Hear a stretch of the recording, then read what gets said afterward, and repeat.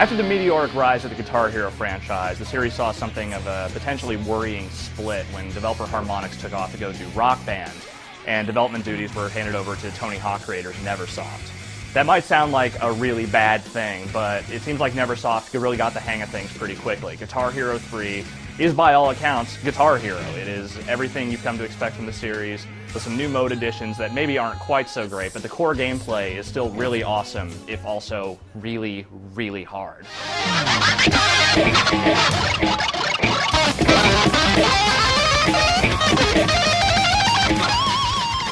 The key thing about Guitar Hero 3 is that from a gameplay standpoint, it hasn't changed a whole lot in terms of the mechanics. You still have, your guitar with the 5 fret buttons and the strummer.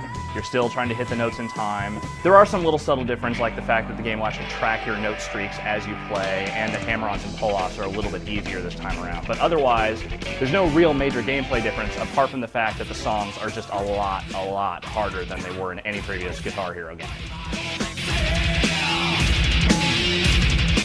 Part of it is the song selection, which definitely goes to the well with a lot more of the heavy metal and just like really fast stuff.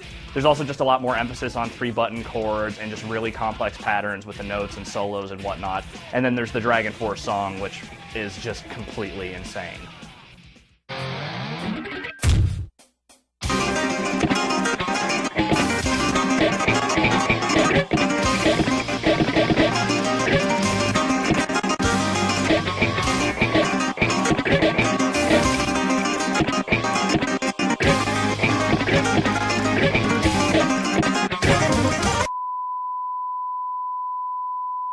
At the same time, though the game is super hard, there are a lot of really great songs, making up probably the best track list that's ever been in a Guitar Hero game. The game uses the same sort of basic career progression as the previous Guitar Hero sequels, though at the same time they've added in these little animated cutscenes that kind of try and give a bit of context to the whole thing, but not really so much, they're just kind of there. There's also a co-op career mode, which is separate from the regular career mode. You and a friend can just go through and play all the songs cooperatively. Incidentally, that is the only way you can play the songs cooperatively in the game, because there is no quick play co-op option. You can't just jump into the game, play co-op any song. You have to unlock them all in the co-op mode. However, the Xbox 360 version comes with a day one content patch that actually adds a co-op quick play mode. So if your Xbox 360 is hooked up to Xbox Live, you'll be able to get this patch. If it isn't, you won't. And if you have any of the other versions of the game, right now you can't.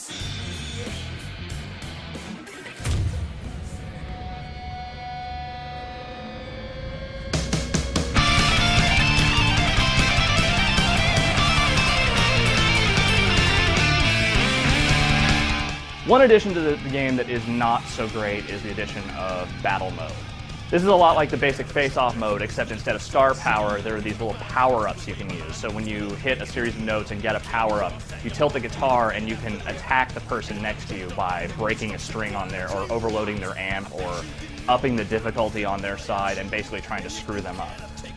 It's an interesting idea, but it doesn't work very well. The problem is that most matches will probably end within 20 to 30 seconds because the other person won't be able to recover fast enough. The same mode is sort of transferred into the career mode in boss battles, where you fight a few legendary guitar players such as Slash and Tom Morello in these little head-to-head duels using the battle mode mechanics. A considerably better addition to the series is online play. The Xbox 360, PS3, and Wii versions are all online. You can just jump into basic matches. And on Wii and 360, you can go up against your friends as well, but unfortunately the PS3 version does not have any sort of friends list feature whatsoever. The options for playing are the same as offline. You can play cooperatively, you can play both the face-off modes, and you can play battle mode if you really want to. Between the 4 versions of the game that are available, the basic gameplay and modes are all pretty much the same. The PS2 version isn't online, but as far as the way they play, it's pretty much identical. The Xbox 360 version of the game does come with a new wireless guitar bundle. It's a lot like the old 360 guitar controller, except it's shaped a little bit differently, better strap design, whammy bar works better, buttons feel better, so if you want an upgrade over the Guitar Hero 2 controller, it's not a bad way to go with this. The PlayStation 3 version uses basically the same guitar controller, only it uses a little dongle you have to plug in to get the wireless to work. Otherwise, it's functionally the same guitar, and since there are no other options on the PlayStation 3, since the first time the game has appeared on that platform, you should probably get the bundle.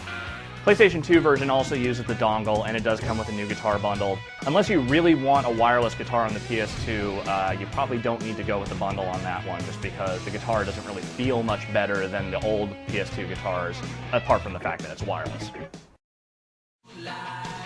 The Wii guitar is perhaps the most interesting one in that it uses the Wii remote for all the tilt functionality. You actually plug the thing into a little wire in the back of the guitar, snap it up, and you can see the Wii remote like inside the guitar. Also, while you're playing, if you miss notes, like the little sounds will come out of the speaker on the Wii remote, and it actually rumbles when you're in star power. The thing about Guitar Hero 3 is that while it is still a hell of a lot of fun, it's not necessarily the best starting point for the series if you've never played one of these games before. The extreme difficulty of the game on Hard and Expert makes it very geared toward the people who've already played a bunch of Guitar Hero, already know how to do these insane solos, and have a pretty good handle on the mechanics. At the same time, the game is still great fun. It's got a long and fantastic track list, and it's still one of the better party games out there. If you already love Guitar Hero, this one's pretty much a no-brainer, and if you've never played one of these games before, it's at least worth a look.